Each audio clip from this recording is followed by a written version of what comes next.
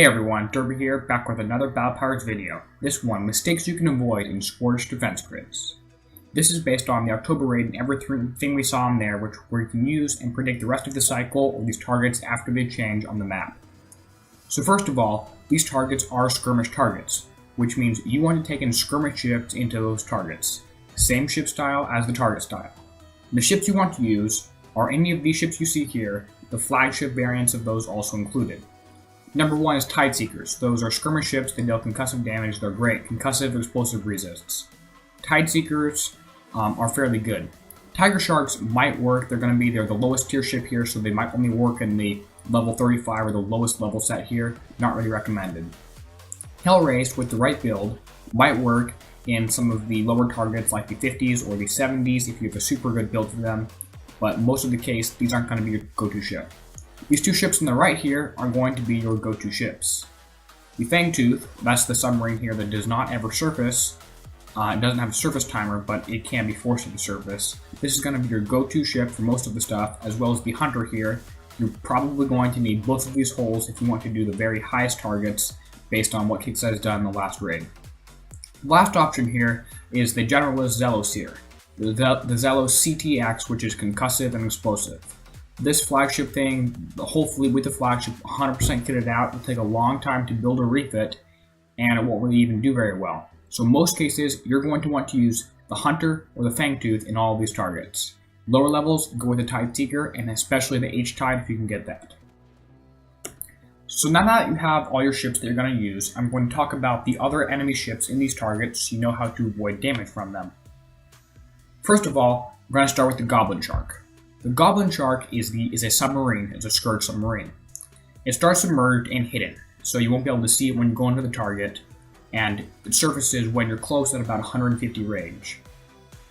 As far as detection goes, this has about 140 thermal range, maybe a bit less, but no sonar. Weapons, the important thing. This has about 95 range rockets and about 85 range torpedoes. The good thing is, most of your weapons on your Fangtooth will be about 100 range, so you can outrange this if you drive correctly. And these weapons on here deal both explosive and concussive damage, so make sure that's the damage type you're resisting when you go into these targets. As far as special abilities go with this hull, it overloads when a different Scourge ship dies, so it gets increased in defense, attack, and reload speed whenever one of the other ships I'm going to talk about in a second dies near it. These are the ships that you're going to be shooting at most of the time. They occasionally surprise you because you can't see them when you go into the target. She'll go and hit a couple things, move around, come back out, and oh, that ship's going to be sitting there. So just watch out, there's usually one of these in every pack in the target. Moving on to the second ship is the Daggertooth. The Daggertooth is probably your second priority other than the Goblin Sharks. This is also a submarine and starts submerged, but this one is visible, so you can see it even if you're 300 or 400 away. And it surfaces when it starts to move. You can see the bottom picture is surface, the top picture is on the top of the water and it's moving around. As far as detection, it has slightly more thermal range, 145 or 150, and no sonar. And as far as weapons, it's got about 90 range rockets, 80 range torpedoes, slightly shorter range, a bit easier to kite around and avoid damage from. And it's got explosive and concussive damage. So once again, you need explosive and concussive armor. And this has no special abilities in the targets we have seen so far. I'd just like to note that all these numbers here are rough estimates, but it gives you a good idea of what kind of thing you're going to be facing. Third ship here is the Electric Eel. This is the part where it gets kind of interesting. So, like the other ship, it starts submerged and visible, so you can see it across the map. And it surfaces when you get near it or starts to move. As far as detection, this ship has no sonar or thermal, so by itself, it cannot shoot at your ships if they're submerged. But if there's another ship spotting your ships, it will shoot at you with its rockets and torpedoes, which deal, once again, explosive and concussive damage.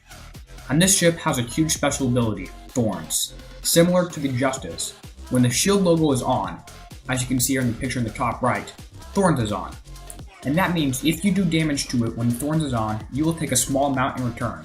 Think of it like punching a hedgehog. If you punch a hedgehog, you're going to hurt it, but then your hand's going to get hurt too because you just punched a hedgehog. Don't go around punching hedgehogs, by the way. Anyway, basically, you want to shoot at it so that when your torpedoes hit, the shield thimbles off, and it has a little cycle, like 3 seconds on, 2 seconds off, 3 seconds on, 2 seconds off. You'll get it down fairly quickly. It's not a huge amount of damage, but all that little damage does add up in the target. If you want to drive it perfectly and take no damage with the Fangtooth, then you have to make sure to take this into account. The next ship here is the Gluttony. This is a stationary ship, which means it does not move at all, and it's visible the entire time. It has no sonar or thermal, so like the Electric Eel, if there's no other ships, it won't be able to hit your ships that are underwater. But in most of these targets, all these targets, there are ships that have thermal in them, like the Goblin Shark and the Daggertooth. As far as weapons, it has a long-range mortar. Kind of looks like a missile like on the Mega Forge or whatever, but it's really a mortar, as you can see here. And it deals explosive damage. And I'll show this more on the next slide, but it shoots in a straight line at a point, so it's not a tracking weapon. It has a minimum range of about 70 or 80, so if you get close enough to it, it won't be able to shoot at you, regardless if you're surfaced or not. Like Tightseekers, if you're getting close, it won't hurt it.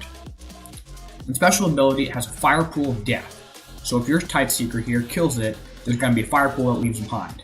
Once again, not a lot of damage, but it's enough that you want to stay out of it if you're in there. Now, how to avoid Gluttony damage. The Gluttony here starts out, just stays there, and it fires. It looks kind of like an arc, but it's really a straight line at where your point was. So the Tightseeker rolls up here, stops there, and the Gluttony will shoot at where the Tightseeker was. So to avoid damage, you want to move perpendicular, like a T-shape, to the line of fire. So if my Tightseeker is here going towards the Gluttony, if I want to avoid damage, I have to make a beeline 90-degree turn to the left or 90-degree turn to the right to avoid that damage because you keep moving. Because once again, this isn't a smart weapon, it doesn't track you, it's a dumb weapon, it just shoots at a spot like regular mortars. Now I'm going to talk about some key build components for many of these ships. And this is not a 100% build advice you need these on all your ships. This is a super general thing. I will have more tutorial videos posted where if you want to figure out how to build a Tightseeker or a Fangtooth or Hunter, I'll be posting those soon on my channel next week or so.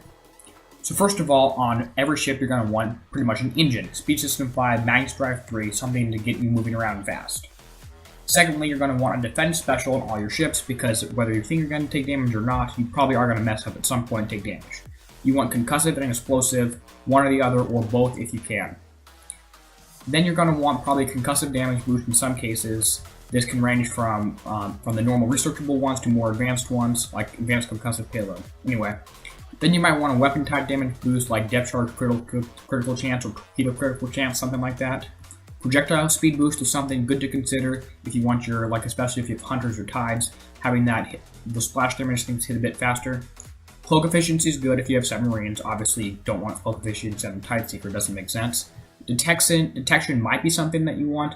I have one Sonar 3 on one of my Fangtooth, that kind of helps out a little bit. You might want some extra speed, turn, or damage boost if you have a slot left over. For armor, you probably want D5 CT or explosive and concussive armor, which is charged. Even though Kixeye claims it's a luxury item, it really helps out a lot in all these targets. As far as weapons go, you want to only use weapons that deal concussive damage. This means you want to use that new Delirium torpedo that came out, maybe some depth charges that came out on the Hunters or the Tightseekers. One quick thing is you do not want to use the weapon, the Fire Twister torpedo that came out with the Hell Race, because that is a dumb fire weapon. It just shoots at where a ship was, and if the ship's moving, then you're going to miss it. So just don't use any of those dumb fire weapons. It needs to have 100% accuracy and just a flat damage type, no spread. So almost any torpedo that deals high damage besides the Fire Twister will work. So that's it for this video. I'm going to be posting another one soon of me driving around in this target, kind of showing you what I'm doing as a live hit, show my thought process once I get access to those targets on the map in-game again. And I'm going to be posting more videos similar to this. If you liked it, make sure you give it a like because I worked pretty hard on this one. And this is Derpy, signing out, helping you be a better pirate.